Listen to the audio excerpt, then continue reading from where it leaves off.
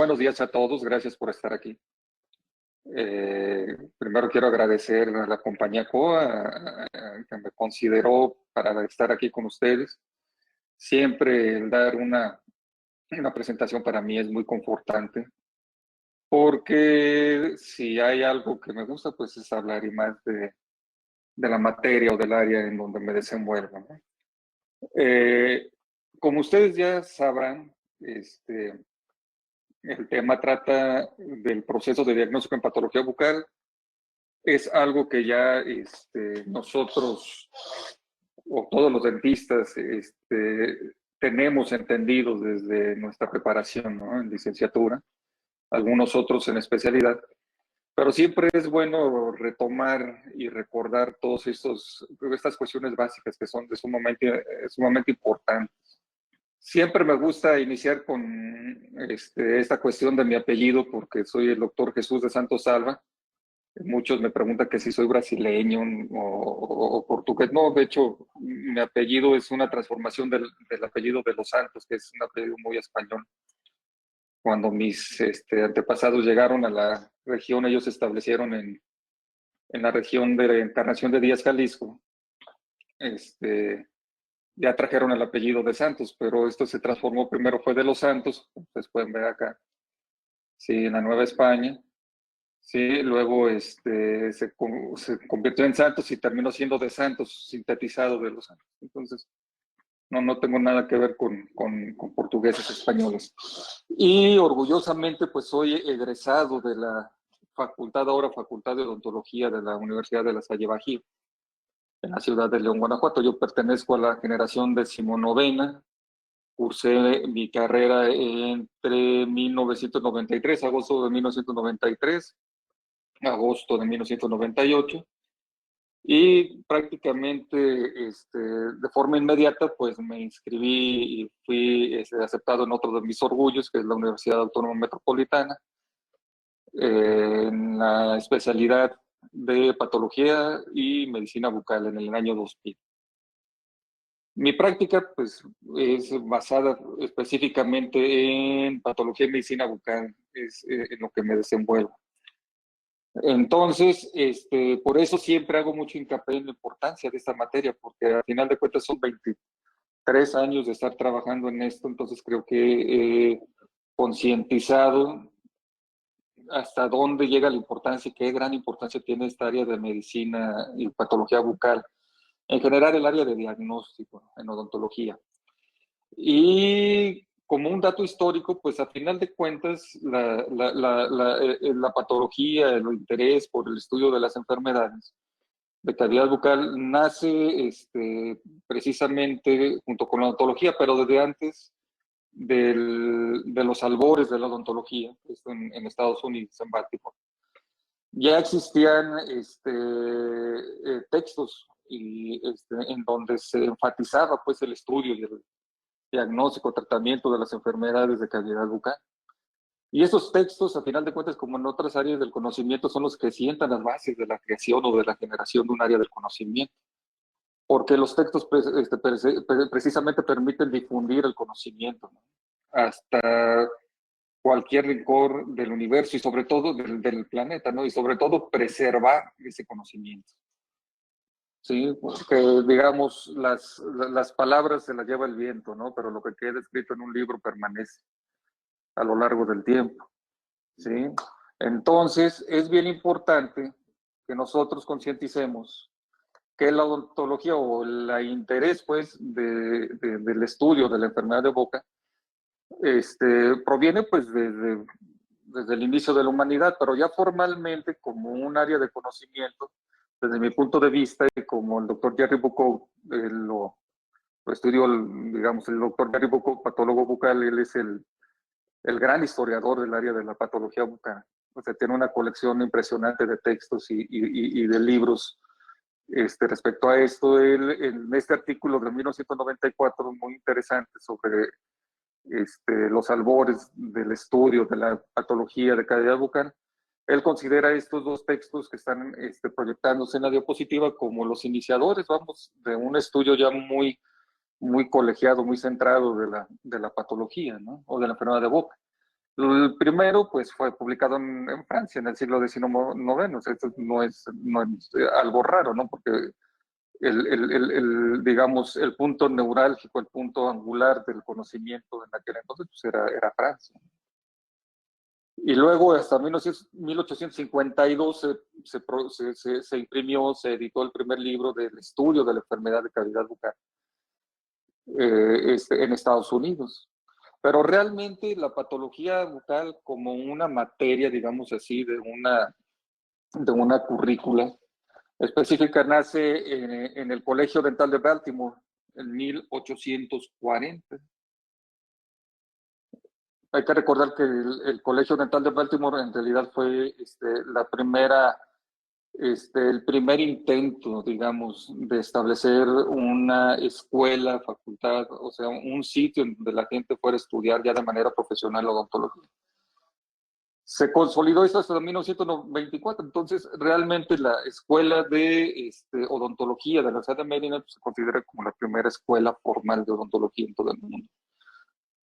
Y dentro de su currícula, lógicamente, estaba lo que ahora conocemos como patología bucal o patología oral o maxilofacial, como quieran llamar. Porque era un área de interés o de importancia que se le da desde aquel entonces. Estamos de acuerdo a que el dentista tiene una dualidad. Estamos de acuerdo, los dentistas tenemos una dualidad. Por un lado, tenemos la actividad artesanal, lo que hacemos o sabemos hacer con nuestras manos, pero también tenemos debemos de tener una actividad profesional que es muy parecida a la del médico. ¿Estamos de acuerdo? Revisar y diagnosticar otras cosas que no se tratan de dientes. Y eso lo tenemos que fundamentar, y siempre es lo que yo les comento a mis alumnos. ¿Estamos de acuerdo? Tenemos que fundamentar nuestras actividades, lo que hacemos con el paciente, con nuestras manos, lo que le decimos, lo que le proponemos. ¿Estamos de acuerdo? Con un sustento científico. ¿Estamos de acuerdo? Y la única forma de adquirir ese sustento, o la más próxima que se tiene, perdón, voy a tomar agua.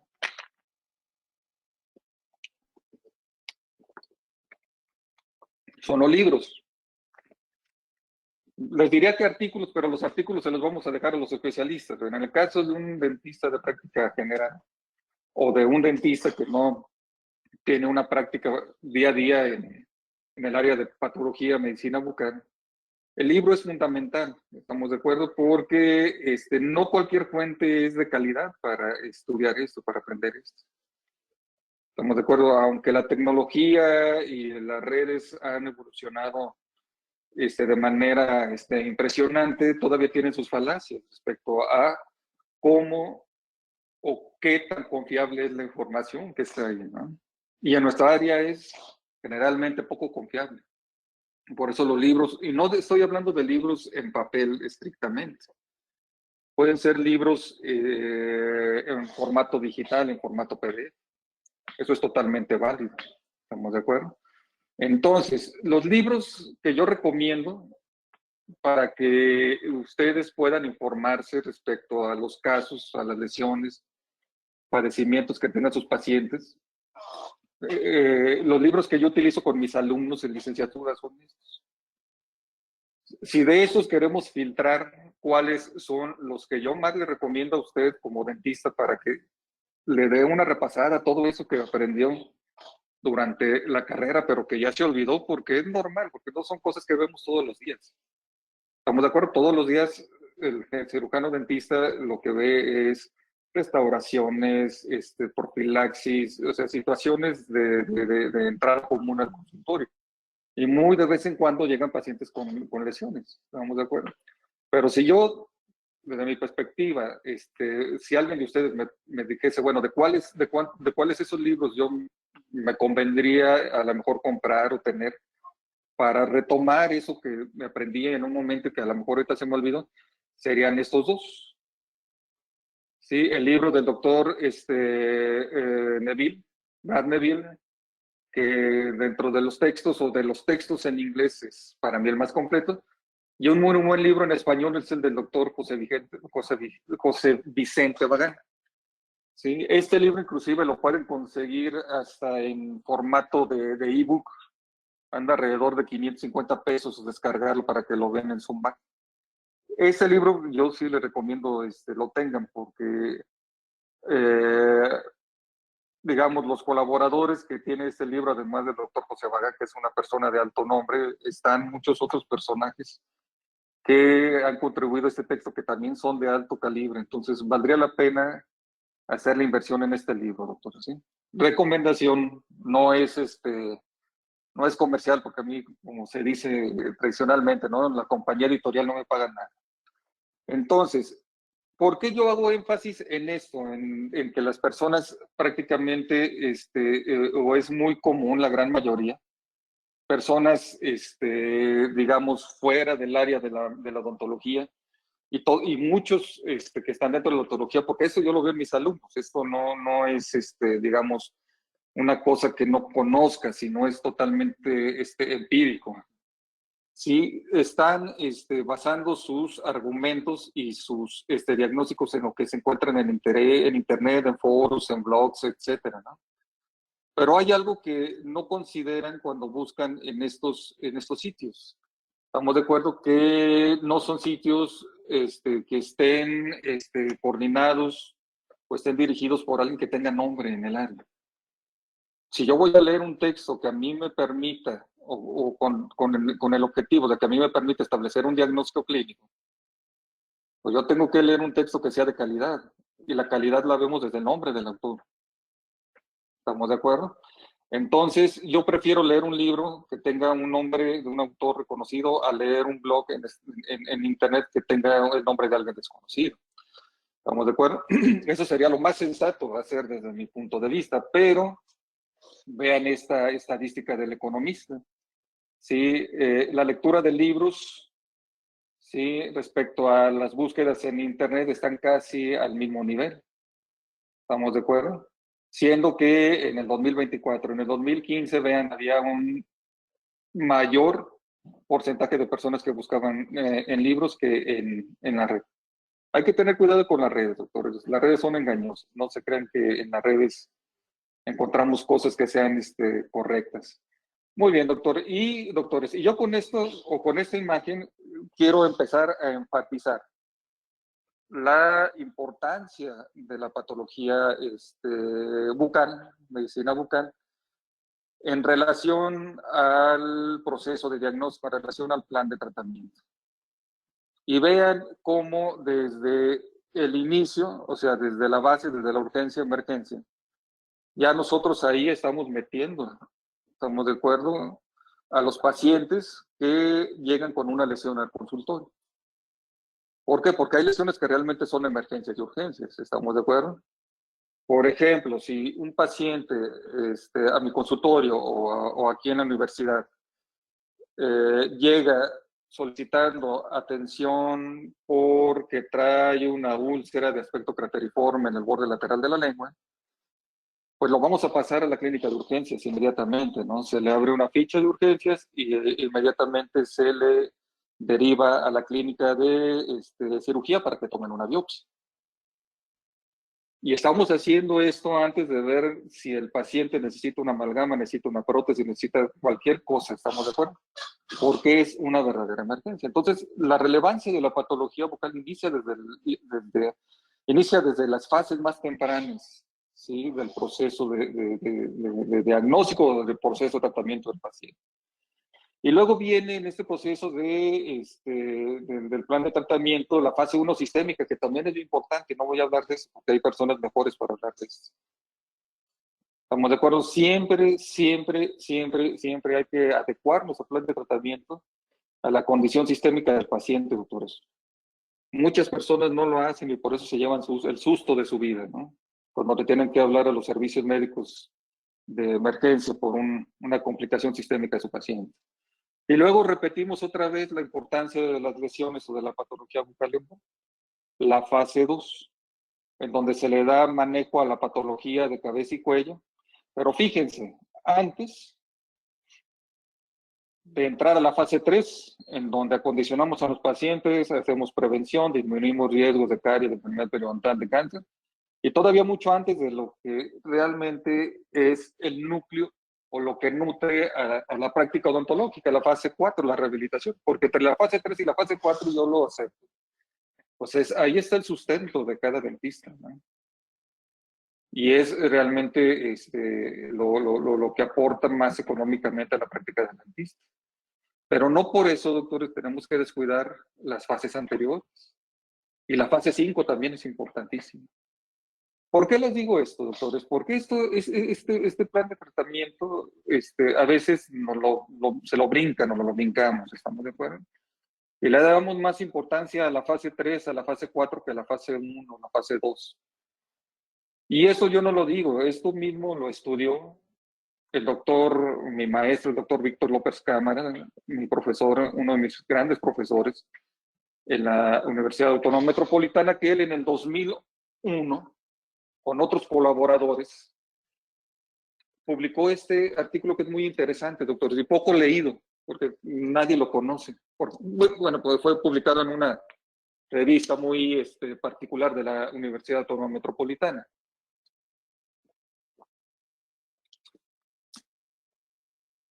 En donde él estudia las tendencias en la educación odontológica en México, hacia dónde orientar la formación profesional. Y este trabajo es como un documento, se hizo como un abordaje exploratorio para ver cómo se estaba dando o cómo salían, precisamente egresaban de las escuelas, facultades de odontología los alumnos. Y él encontró, vean, esto es muy interesante y a final de cuentas también un poco decepcionante, ¿no? La práctica odontológica no está orientada fuertemente está orientada fuertemente hacia la restauración y no a la prevención. Y eso nosotros lo vemos constantemente. ¿Estamos de acuerdo? Y no nomás en la prevención. A veces se le da más importancia a la restauración, se le da más importancia al acondicionamiento del paciente que a retirar lesiones o ver otras situaciones que son de prioridad. ¿Sí? Y a final de cuentas también hay que considerar que muchas de las críticas que nos llevamos por parte de los médicos es precisamente por este punto. Por eso hay muchos médicos, sobre todo los médicos de la vieja guardia, que a nosotros nos ven más técnicos que como alguien, cosa que yo cirujano dentista, como alguien que pudiese empatar con ellos. ¿Estamos de acuerdo? Digo, yo no lo digo, aquí está el doctor Víctor López Cámara, que él está bien inmerso en este estudio de las tendencias en odontología. Y es por eso que al no tener esas bases, que sí las tenemos, porque digamos, estas bases las adquirimos en la licenciatura, pero se olvidan, doctores. ¿Sí? Se olvidan y así como hay personas que colocan implantes y que normalmente están en cursos de educación continua, implantes, estamos de acuerdo, así debería de ser también en esta área, estamos de acuerdo. Muchos dicen, es que yo no soy patólogo, yo soy médico, no importa, pero es dentista y esta es la base de la odontología, ¿sí? O una de las grandes bases de la odontología, de las grandes pilares de la patología, el diagnóstico de lesiones. Por ejemplo, vean este caso, tenemos a un paciente, no recuerdo la edad, pero era un paciente adulto mayor, que acude con nosotros, o mejor dicho, acudió con su hijo, que es dentista, porque desde hace un par de meses en su labio empezó a crecer esta lesión que muestra la diapositiva. Me marca mi exalumno y me dice, oiga, doctor, fíjese que mi papá tiene esto en el labio, yo creo que se está mordiendo. Le digo, mira, para empezar, esto yo no creo que sea una lesión por traumatismo, tipo hiperplasia fibrosa focal o fibroma por trauma, como le quieran decir. Porque es una lesión que está compuesta por múltiples pápulas, tenemos por lo menos 3, que están agminadas, están muy juntas unas de otras. Eso no es común en una lesión de origen traumático. Y luego me pregunta el alumno, mi exalumno, ¿usted cree que le tenga que tomar biopsia para mandar a patología? Pues claro que sí. Estamos de acuerdo, porque clínicamente esto no es compatible con una lesión de naturaleza traumática. Y lo que nos encontramos precisamente es una lesión que no tiene nada que ver con trauma. ¿Estamos de acuerdo? Es una lesión que si ustedes se fijan, yo los voy a guiar en la diapositiva, no se preocupen. que si ustedes se fijan, tiene dos componentes. Tiene todo este componente que estoy señalando con el cursor de acá para arriba, que se ve de color violáceo o moratado. Todo esto es epitelio. Y de acá para abajo, todo este componente que se ve de color rosa, el tejido conectivo. Este epitelio está exageradamente grueso. No debería de ser tan grueso. Normalmente el epitelio del labio, de la mucosa del labio, tiene un grosor más o menos a la mitad de este. Entonces ya estamos encontrando aquí problemas. ¿Sí? Además tenemos estas células claras por abajo del estrato de queratina, con sus núcleos encogidos, que representan células que están infectadas por virus. Aquí tenemos otra célula infectada por virus. Tienen más de un núcleo.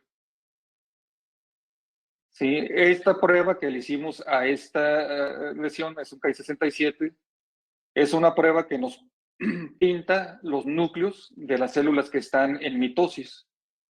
Normalmente un epitelio, su estrato basal y algunas células que están por arribita del estrato basal, o sea, acá donde estoy marcando con el cursor, es en donde debería de expresarse de manera normal, no hasta acá arriba. Y vean, en este caso se expresa, o sea, esto indica que hay mitosis hasta los estratos más superiores, lo cual es totalmente anormal. Le hicimos un PCR y en el PCR se encontraron este ADN viral para virus del papiloma humano 16. A ver, doctores, ahora vamos a jugar.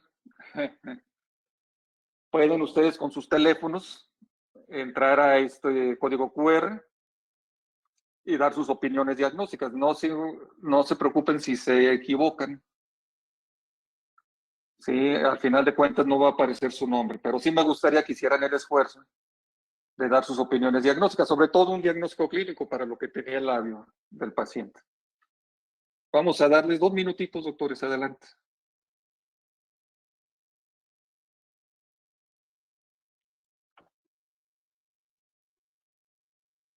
Estamos viendo, doctor, el QR. El QR, perfecto, muchísimas gracias. Entonces, ¿cuál es el diagnóstico que le dimos a este paciente? Vean, un condiloma acuminado.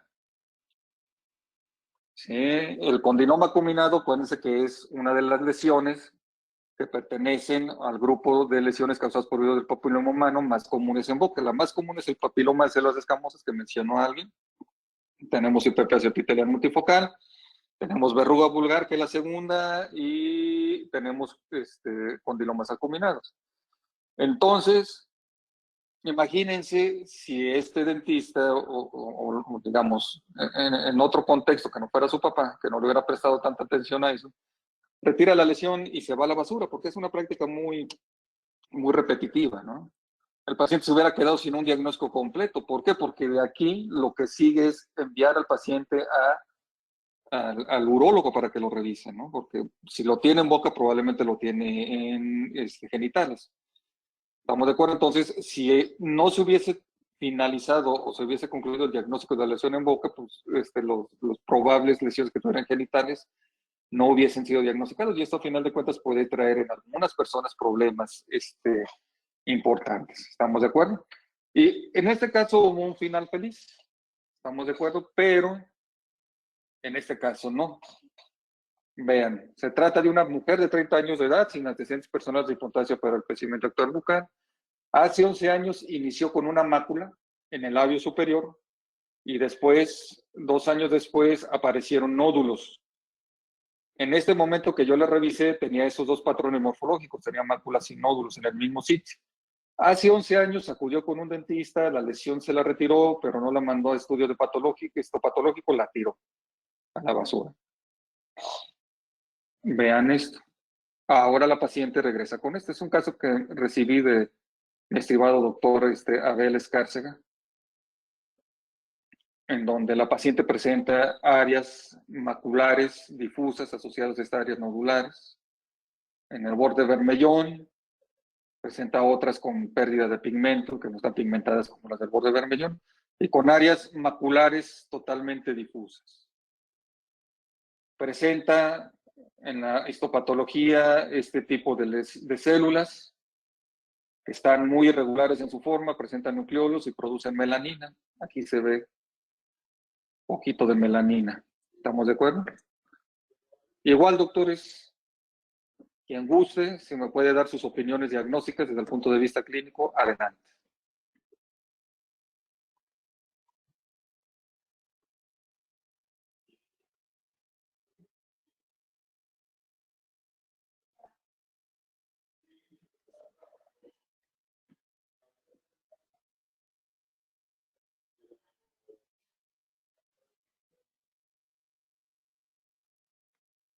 Sin miedo, doctores, ustedes, aquí no me aparece su nombre.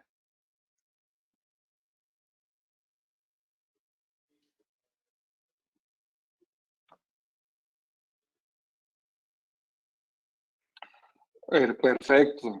Melanoma, muy bien. Cáncer, perfecto. Fíjese, aquí es importante que aunque la persona que anotó ahorita cáncer no sepa qué tipo de neoplasia maligna es, pero lo está identificando como cáncer y eso es muy bueno.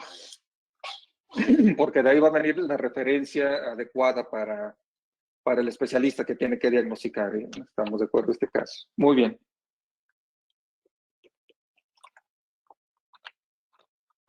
Melanoma es muy claro, ¿no? El diagnóstico. Es una lesión totalmente asimétrica. Si se fijan, es asimétrica. Los bordes están irregulares. Aunque tiene una sola área de coloración. Estamos de acuerdo, en los melanomas esperaríamos encontrar... no, bueno, aquí tiene blanco, fíjense. Si tiene café blanco, pueden tener rojo, pueden tener amarillo, etcétera. Es una lesión que mide más de 6 milímetros, 7 milímetros y tiene una evolución que fue de mácula hacia nódulo. Entonces, este es un melanoma. Muy bien, un melanoma primario del labio superior. ¿Cuál es el problema con esta paciente? Con esta paciente, pues el problema es que el pronóstico es malo. Estamos de acuerdo, vean, por la evolución o por el tiempo que ha tenido la lesión. Si cada vez que va pasando el tiempo en meses, acá lo va marcando abajo, la posibilidad de sobrevida va disminuyendo. Si es de tipo macular, tienen un mejor pronóstico que aquellos que ya tienen esos crecimientos, esos nódulos. Entonces, vean esto, el tamaño. Es una lesión que mide más de 4 centímetros. Sí, la sobrevida está prácticamente limitada aproximadamente a 85, 90 meses después del diagnóstico. O sea, por no tener pericia en el diagnóstico, se cometió esta iatrogenia. Y a final de cuentas, todo esto no hubiera ocurrido si el patólogo quita la lesión y la manda a patología. Y el patólogo le hubiera dicho, pues tienes ahí una lesión, una neoplasia, una lesión melanocítica, una hiperplasia melanocítica típica o un melanoma en extensión superficial, etc. Que en ese momento se hubiera podido retirar con márgenes seguros y el paciente no tendría esta complicación de vida. ¿Estamos de acuerdo entonces? ¿Cómo nosotros podemos evitar caer en esos errores, doctores? ¿Qué es lo que tenemos que hacer nosotros? Identificar en nosotros mismos digamos, las herramientas que tenemos o que la naturaleza nos dio para hacer un diagnóstico en patología bucal. Y es algo bien simple, doctores, perdón. Esto es simple, no es nuevo, esto viene desde los albores de la medicina, desde la escuela de medicina hipocrática, con Hipócrates de Cos, en donde los diagnósticos se hacen con los órganos de los sentidos. Escuchas, sobre todo al paciente, escucha su queja principal, el motivo de la consulta, pero también hay que enseñarse a observar. Yo así me enseñé a diagnosticar clínicamente en patología bucal. Eso es algo que traigo desde que la doctora Laura Díaz Guzmán fue mi profesor, mi docente en patología bucal. Ella tiene también esta táctica de diagnóstico. Enséñate a observar. O sea, el observar, aunque el doctor Crispin Scully dice que es más importante la historia clínica lo que dice el paciente, Yo creo que es todavía, como me formé yo, es más importante saber observar. O sea, con el 80%, con la observación, te puedes tú dar cuenta del 80% de los criterios diagnósticos de una lesión. Y luego escuchas al paciente también, porque eso es importante, ¿no? Y palpas, también la palpación es importante, doctores. O sea, tocar esas áreas de lesión. Si la lesión es dura, si la lesión es blanda, si la lesión tiene fluctuación, es totalmente, contribuye totalmente al diagnóstico. ¿Estamos de acuerdo? Entonces, ¿qué vamos a observar? Pues en primera instancia hay que reconocer cuáles son las estructuras normales de la boca.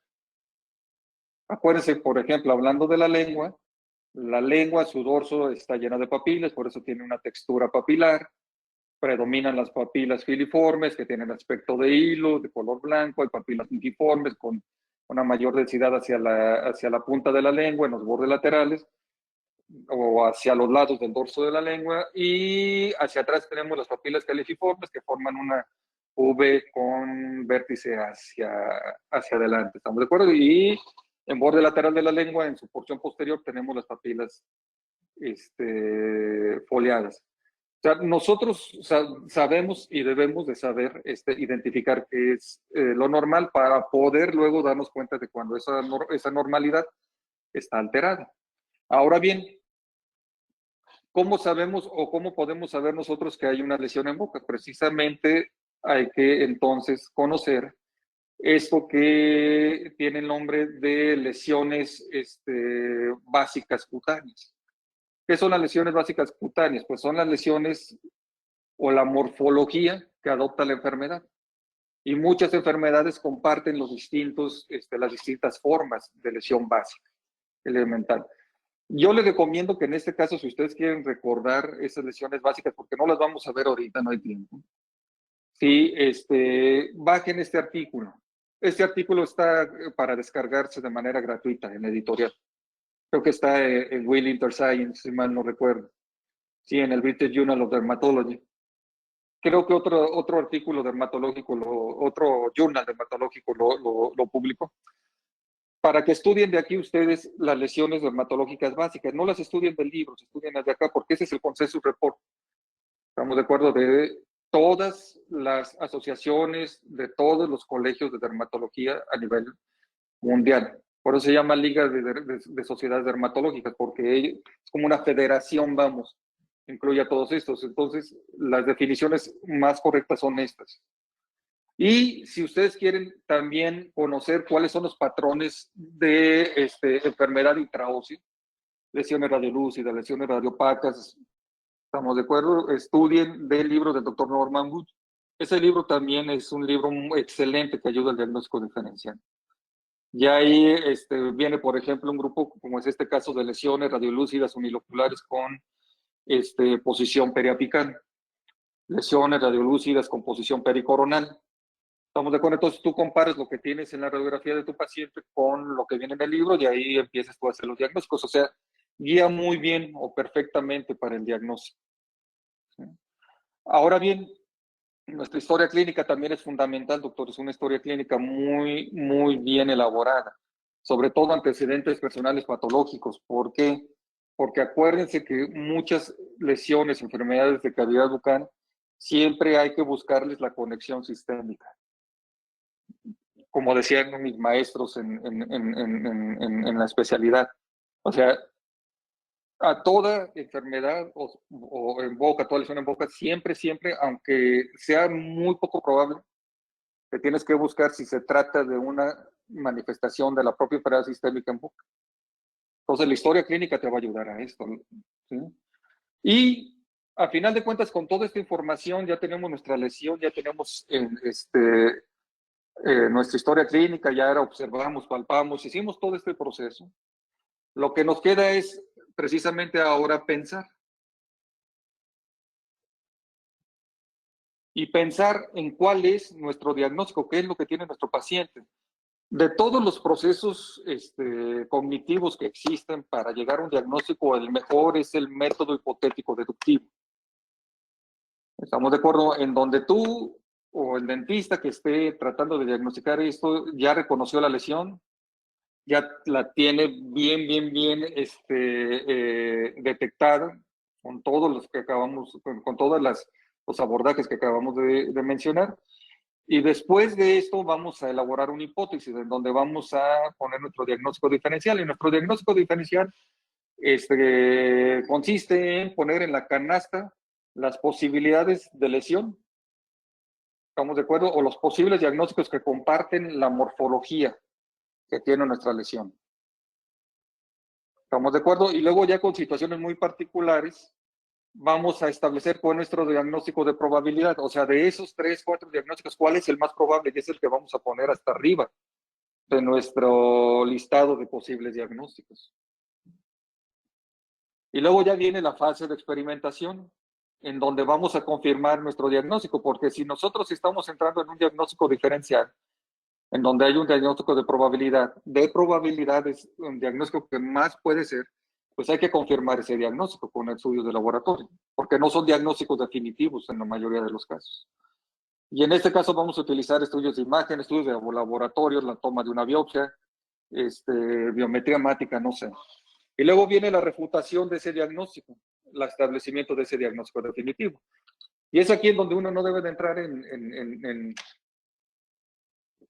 frustración, porque a veces nuestros diagnósticos de probabilidad son totalmente volteados cuando se entrega el diagnóstico, el estudio de laboratorio. Y eso no quiere decir que seas un tonto para diagnosticar. ¿Estamos de acuerdo? O sea, siempre que hayas estado en el diagnóstico diferencial, estás bien. Por eso estás haciendo un diagnóstico de laboratorio, un proceso de diagnóstico de laboratorio. Porque el diagnóstico de probabilidad no es infalible. ¿Sí? Entonces, aparte de las características clínicas que tenemos que poner, y es algo que es bien importante, ¿estamos de acuerdo? Para nosotros hacer un buen diagnóstico diferencial hay que tomar en cuenta también qué tan frecuente es una enfermedad en la región en donde estamos trabajando.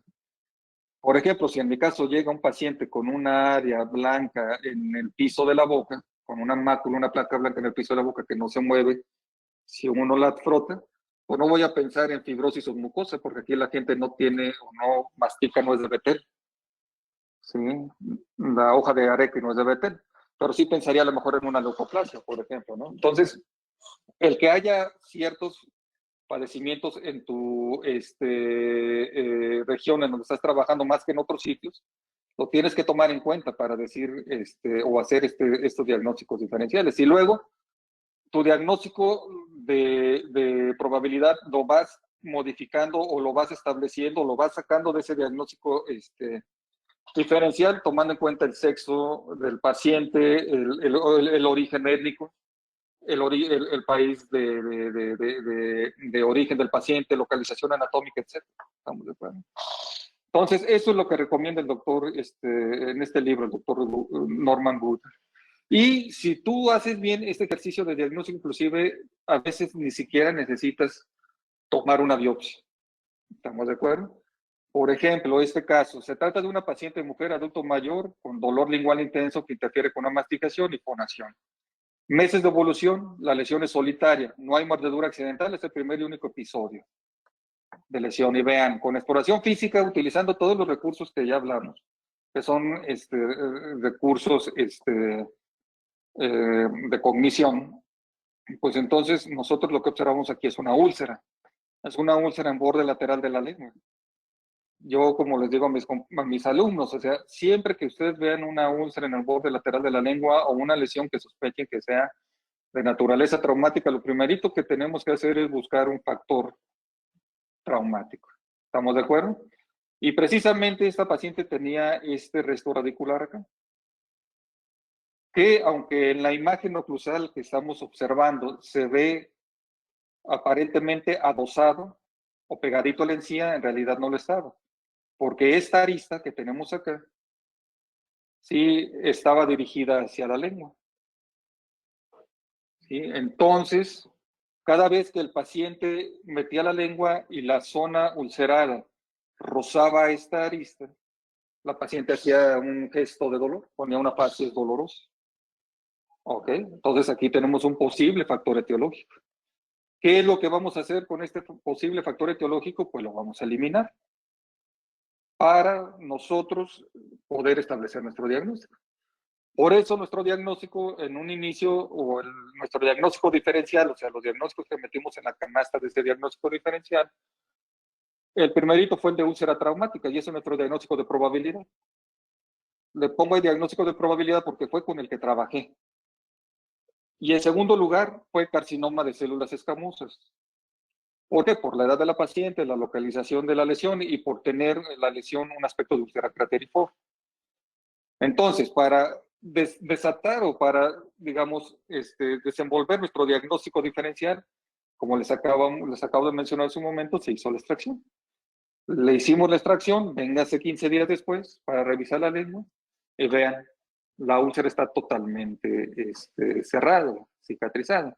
Y es aquí en donde confirmamos nuestro diagnóstico definitivo, úlcera traumática por agente mecánico. Si yo no hubiera hecho este ejercicio de diagnóstico de manera tan consciente, pues veo úlcera cateriforme en borde lateral de la lengua, le tomo una biopsia en un inicio, ¿no? Considerando una urgencia. Eso ocurre con mucha frecuencia. Pero antes de tomar la biopsia, en este caso, se decidió buscar un factor etiológico. Si yo no hubiera encontrado un factor etiológico acá, inmediatamente le tomo la biopsia. Estamos de acuerdo, pero no hay que brincarse el proceso de diagnóstico. Muy bien, doctores. Entonces, ¿qué es lo que podemos hacer cuando llegamos a este punto? Ya revisé, perdón.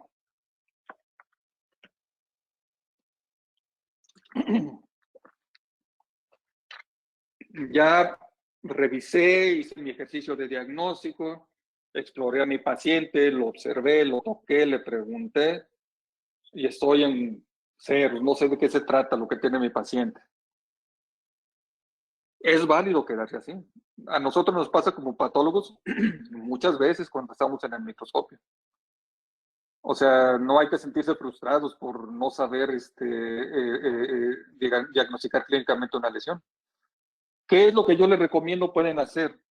Número uno, tratar de resolverlo por ustedes mismos. Yo les recomiendo que al igual que los otros libros que son como para profundizar más en un tema en específico, también tengan esos dos textos que en realidad son atlas, o sea, traen muy poco texto, pero traen unas imágenes muy bonitas, muy grandes y muy ilustrativas de la gran mayoría de las lesiones en tejidos blandos y en tejidos duros. Este libro es para que ustedes lo tengan en su consultorio y cuando llegue un paciente con una lesión de tejidos blandos o una lesión de tejidos duros, lo abran y contrasten lo que tiene el paciente o lo que ven en la radiografía con, con cualquiera de las imágenes que tiene este libro y puedan ustedes dar un diagnóstico. ¿Sí? Estos libros son fundamentales, no son libros para estudiar como tal, son libros para consulta rápida. ¿Estamos de acuerdo? Entonces yo se los recomiendo por si quieren tomarle fotografía o hacer captura, adelante, doctores. Me espero un momentito.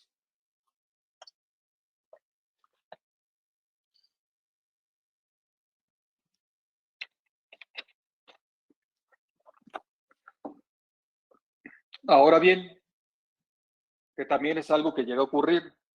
Pues yo ya leí el lexicon de tejidos duros, de tejidos blandos, y sigo en ceros, no sé nada. Pues algo muy fácil, doctores. Contacten a su especialista de cabecera. En todas las ciudades, al menos en las ciudades principales de la República, siempre va a haber un patólogo bucal, un cirujano maxilofacial. En mi caso es muy frecuente que me lleguen consultas de casos, me mandan radiografías, imágenes y yo a mis referidores, a mis alumnos, etcétera, yo les digo qué hacer a través de un mensaje por WhatsApp, ¿no? ¿Sabes qué? Mándalo con el maxilofacial, a que tome una biopsia, dale este medicamento, etcétera. Pero también es bien importante, doctores, lo que están ustedes haciendo en este momento. Cursos de educación continua. ¿Estamos de acuerdo? Los cursos de educación continua en patología bucal son fundamentales. Yo reconozco, como se los mencioné hace un momento, siempre va a ser más importante tal vez para ustedes el implante, la restauración, las coronas, porque al final de cuentas es lo que mueve la economía del consultorio. Pero no descuiden esto, doctores, también es importante. ¿Estamos de acuerdo?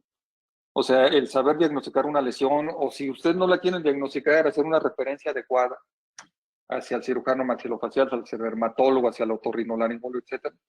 Estamos de acuerdo, también es correcto, aunque ustedes no lo vayan a atender. Pero nunca descuidar esto por darle prioridad a las otras situaciones de la odontología. Muy bien, doctores. Entonces, este es otro artículo que también es bien importante, ya casi para terminar, en donde los autores hicieron una revisión sistemática respecto a la relación entre la experiencia clínica y la calidad en el servicio. Eso en medicina. Y se vio de manera muy interesante que entre más tiempo tenía el médico, porque sí son médicos, ¿sí?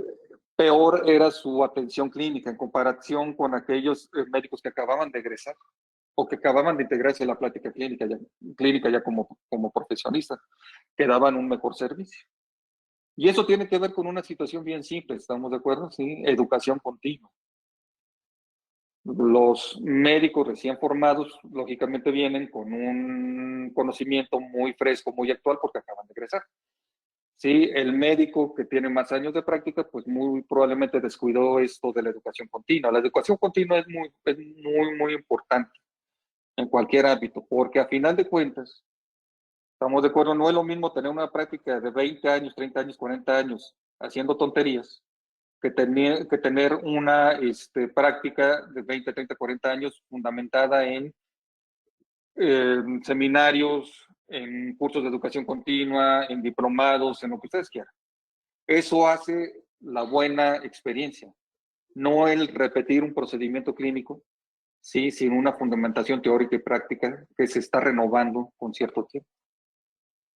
Muy bien, doctores. Y respecto a la toma de la biopsia, ¿qué hora tenemos? Permítanme. Sí, tenemos todavía 2 minutitos más. Respecto a la toma de la biopsia, es importante que ustedes, si van a tomar biopsias, lo hagan teniendo conciencia de, número 1, un buen manejo de técnicas quirúrgicas. Número 2, un buen manejo de la anatomía en donde van a meter ustedes un instrumento punzocortante. Si no tienen estas dos áreas bien cubiertas, mejor ni se metan, doctores, porque van a se ponen en riesgo de cometer un accidente. Y a veces estos accidentes son graves, ¿estamos de acuerdo? Entonces, si siempre cuando se toma una biopsia, hay que tomarla considerando que tú tienes un diagnóstico de probabilidad, que es el que tú crees va a tener tu paciente, pero lo mandas al laboratorio para corroborarlo. Normalmente lo que ocurre es que el patólogo te confirma tu diagnóstico y en muy pocas ocasiones te lo cambia, porque la naturaleza de la lesión es otra. Vean estos estudios, estos dos artículos son muy interesantes. La concordancia general es del 63% de los casos que se remitieron con la información clínica. O sea, ¿qué quiere decir esto? Que solo en el 63% de los casos, el diagnóstico que manda el cirujano dentista o el especialista en odontología, concuerda con el reporte de patología. El otro porcentaje, ¿sí?, que queda fuera de este 63% son diagnósticos que difieren desde la clínica hacia la patología. No hay diferencia estadísticamente significativa entre el dentista de práctica general y el especialista, o sea, ambos diagnostican bien. Tanto el dentista de práctica general y el especialista tienen más dificultad para diagnosticar clínicamente lesiones malignas y trastornos potencialmente malignos en comparación con las lesiones benignas.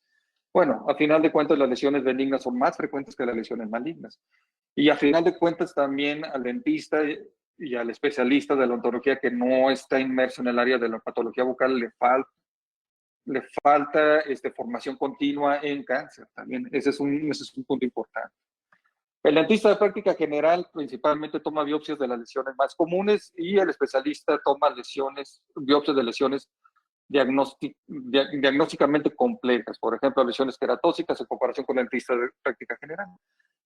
Lógicamente, el dentista de práctica general hace biopsias de lesiones más superficiales, ¿sí? No se mete a lesiones queratóxicas o potencialmente malignas, porque están a veces en sitios en donde no es tan frecuente que el dentista de práctica general se meta a tomar una biopsia, como es el piso de la boca o el vientre de la lengua, ¿no?